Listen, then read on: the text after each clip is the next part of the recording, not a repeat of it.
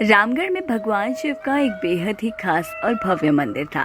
दूर दूर से भक्तजन शिव जी के दर्शन के लिए यहाँ आते थे। ये मंदिर इतना चमत्कारी था कि यहाँ आने वाले हर भक्त की मुराद पूरी हो जाती थी और इसीलिए हर मौसम उस मंदिर का परिसर भक्तजनों से भरा पड़ा रहता था। लेकिन एक बार सावन के महीने में मंदिर में काफी भीड़ थी। हर हर महादेव के जयकारों की गूंज मंदिर के हर कोने में गूंज रही थी कि तभी अचानक आकाश में बिजली हुई और सोने की एक थाल हवा में उतरती हुई मंदिर के आंगन में आई और एक भविष्यवाणी हुई। जो कोई भगवान शंकर का सच्चा भक्त और प्रेमी होगा उसे ही ये सोने की थाल मिलेगी। इस भविष्यवाणी को सुन मंदिर में मौजूद सभी लोग हैरान हो गए और उस दिव्य थाल को देखने के लिए इकट्ठा होने लगे। अरे अरे भीड़ मत मचाओ, हटो यहाँ से। जय भोलेनाथ। मुझे पता है कि ये थाल आपने अपने सबसे बड़े भक्त के लिए यहाँ भेजी है और मैं ही आपका सबसे बड़ा भक्त हूँ। मैंने अपना पूरा जीवन आपकी सेवा में अर्पण किया और आज उसी का फल मुझे मिलने जा रहा है। देखिए, मैं प्रतिदिन महादेव का अभिषेक करता हूँ, उनका ध्यान करता हूँ। मैंने बिना महादेव की पूजा किए कभी अन्न ग्रहण नहीं किया। ऐसे में मैं ही भोलेनाथ का सबसे बड़ा भक्त हूँ, इसलिए यह थाल तो केवल मुझे ही मिलना चाहिए। ये कहकर जैसे ही महंत ने उस थाल को अपने हाथों में लिया, वो थाल पीतल की हो गई। अरे ये क्या, ये थाल तो पीतल की हो गई। हाँ देखो तो जरा, कैसे ये सोने का थाल पीतल में बदल गया। मैंने तो सुना था कि मंदिर के महंत कई कई दिनों तक मंदिर में महादेव का ध्यान करते हैं। सब दिखावा है दीदी, किसने देखा है इन्हें ध्यान करते हुए। अगर वाकई ये महादेव के सच्चे भक्त होते तो ये थाल सोने का ना रहता। लोगों की ऐसी बात सुनकर महंत बड़े लज्जित हुए। उन्होंने शर्म से उस थाल को उसी स्थान पर रख दिया और वहां से अपने कक्ष में चले गए। महंत के जाते ही एक एक कर वहां मौजूद सभी पंडित खुद को आजमाने लगे और एक एक कर थाल को अपने हाथ में लेने लगे। लेकिन वो थाल किसी के भी हाथ में आकर सोने का न रहता। किसी के हाथ में वो थाल पीतल तो किसी के हाथ में तांबे का हो जाता। कमाल की बात है, इतनी पूजा पाठ के बाद भी हम में से कोई भी महादेव का सच्चा भक्त नहीं है। मुझे लगता है अब गांव वालों को इस थाल को उठाकर देख ही लेना चाहिए, आखिर पता तो चले कि महादेव का सच्चा भक्त है कौन। मंदिर के पंडित आपस में बात कर ही रहे होते हैं कि तभी उस नगर का राजा भी सोने की उस थाल को देखने के लिए मंदिर में आ जाता है। रुकिए, ये थाल महादेव ने सिर्फ मेरे लिए भेजी है। मैंने आज तक महादेव के मंदिर में बड़ी भारी दान दक्षिणा दी है। ऐसे में महादेव का आशीर्वाद ये मेरे लिए है, तो इसे अब मैं ही हाथ लगाऊंगा। इतना कहकर राजा आगे बढ़कर थाल उठाने लगा और जैसे ही राजा ने उस थाल को उठाया तो वो थाल तांबे का हो गया। ये कैसे संभव हो सकता है? मुझे लगा था कि मैं महादेव का सबसे बड़ा भक्त हूँ, लेकिन ये थाल तो तांबे में बदल गई। थाल के तांबे में बदलते ही राजा का सारा घमंड चकनाचूर हो गया और वो भी थाल को अपने स्थान पर रखकर एक तरफ जाकर खड़ा हो गया। राजा के बाद एक से बढ़कर एक दानी महात्मा और भक्त मंदिर में पधारे और हर किसी ने एक एक कर थाल उठाया। लेकिन पहले की तरह ही किसी के हाथ में थाल तांबे का तो किसी के हाथ में लोहे का हो जाता। हे भगवान, हम तो कितनी पूजा पाठ करते हैं पर हम भी महादेव के सच्चे भक्त नहीं। हाँ दीदी बताओ तो जरा, मैं तो 16 सोमवार का भी व्रत रखती हूँ, तब भी भगवान खुश नहीं हुए मुझसे। हम तो छोड़ो, इस गांव में लगभग सभी लोगों ने इस थाल को हाथ लगा लिया है, लेकिन किसी एक के हाथ में भी ये थाल सोने का न रहा। उस थाल को उठाकर सभी को इस बात का एहसास हो जाता है कि उनमें से कोई भी महादेव का सच्चा भक्त नहीं है। उसी गांव में एक रमेश नाम का किसान भी रहता था, जो गरीबी में अपना गुजर बसर करता था। सावन का महीना है और मैं पूजा पाठ भी नहीं कर पाता हूँ। जल्दी से मंदिर हो आता हूँ, कहीं काम में देरी हो गई तो मालिक नाराज हो जाएंगे। रमेश जल्दी जल्दी मंदिर की ओर जाने लगा कि तभी उसे रास्ते में एक बूढ़ा भिखारी मिला। बेटा, कुछ पैसे दे दे बेटा, 2 दिन से कुछ नहीं खाया। बाबा पैसे तो नहीं है मेरे पास, लेकिन ये खाना मैं अपने लिए लाया था, ये तुम खा लो। बेटा, तुम अपने खाना मुझे दे रहे हो? आज के जमाने में कौन खुद का खाना दूसरों को देता है? बाबा, मैं दिन में नहीं तो रात को खा ही लूंगा, लेकिन आप 3 दिन से भूखे हैं, तो ये खाना आप ही खा लीजिएगा। भगवान तेरा भला करे बेटा।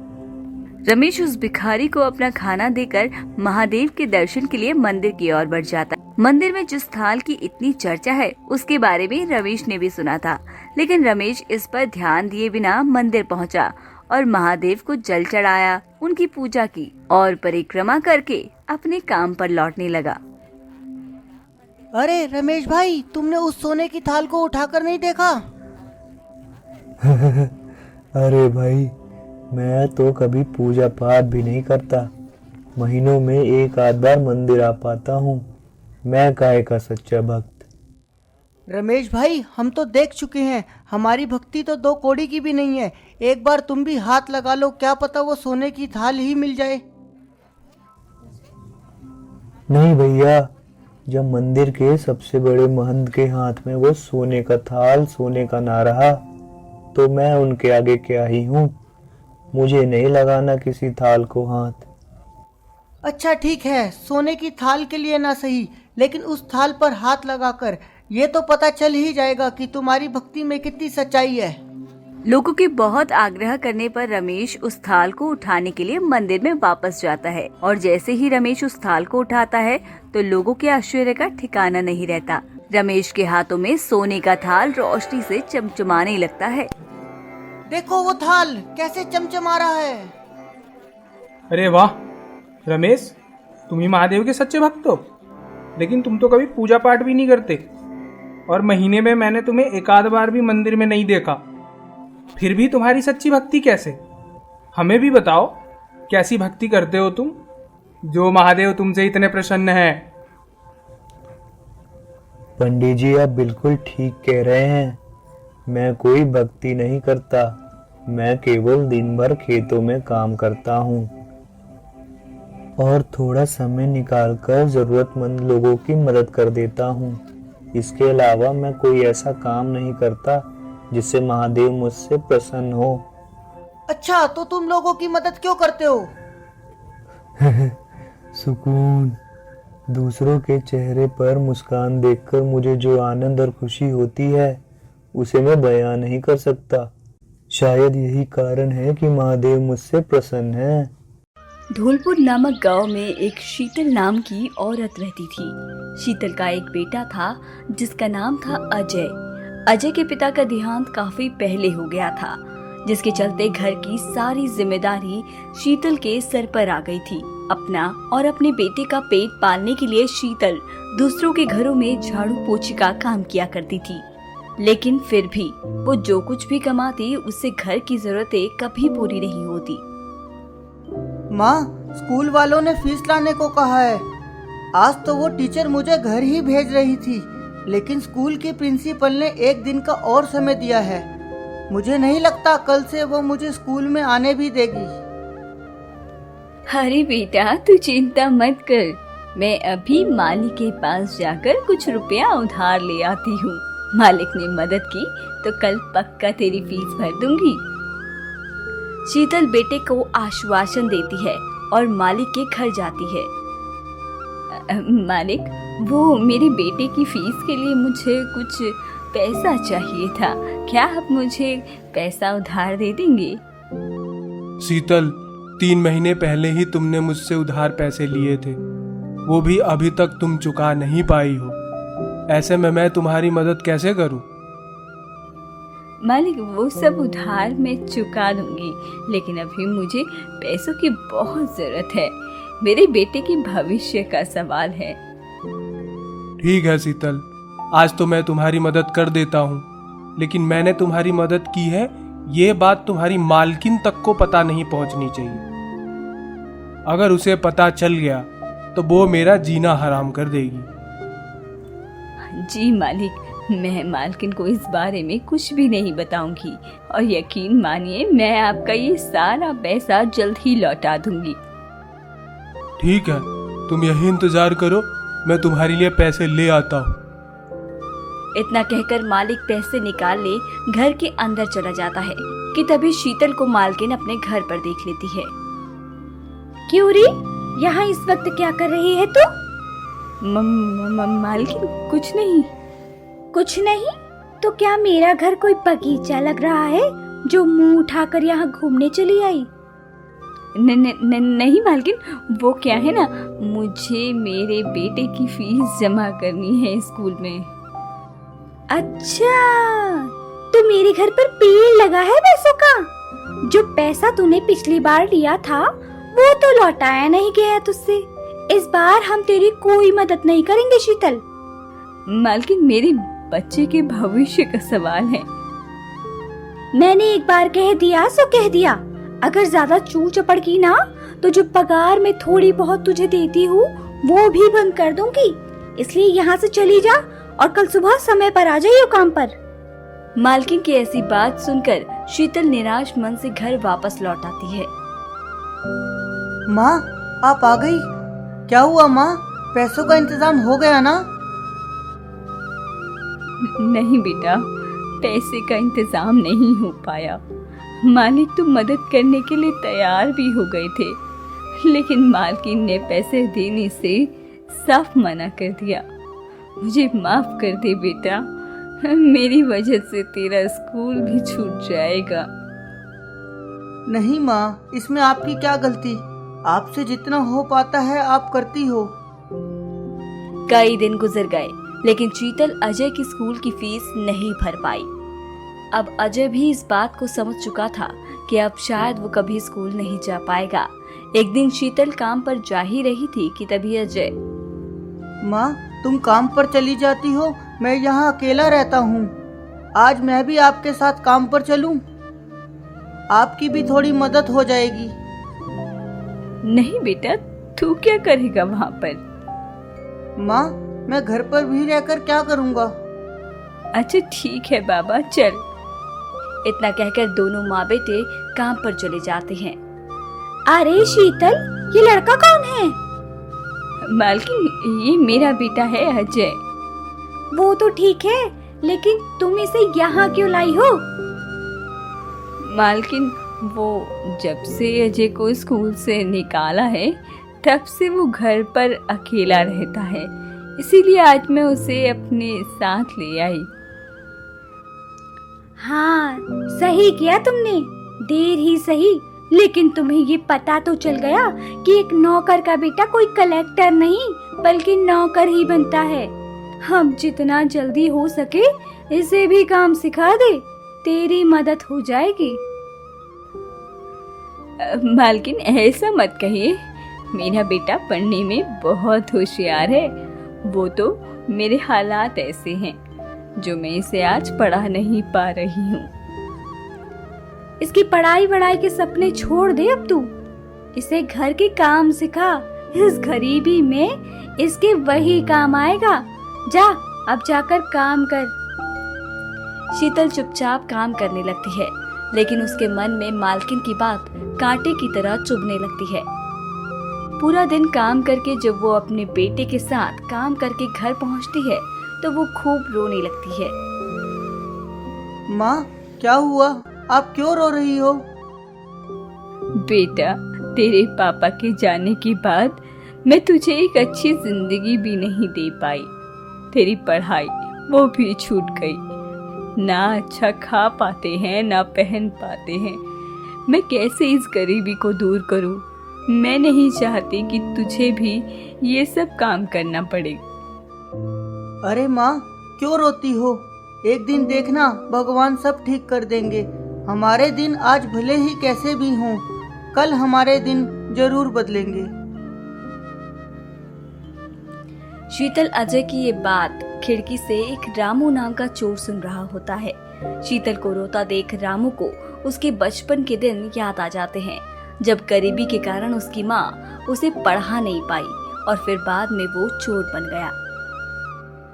मुझे आज अपनी मजबूरी के कारण ये सब काम करना पड़ रहा है, लेकिन ऐसा इस बच्चे के साथ नहीं होना चाहिए। एक काम करता हूँ, आज जो भी मैं चोरी करके लाया हूँ इसी घर में रख जाता हूँ, क्या पता इन लोगों की कुछ मदद हो जाए।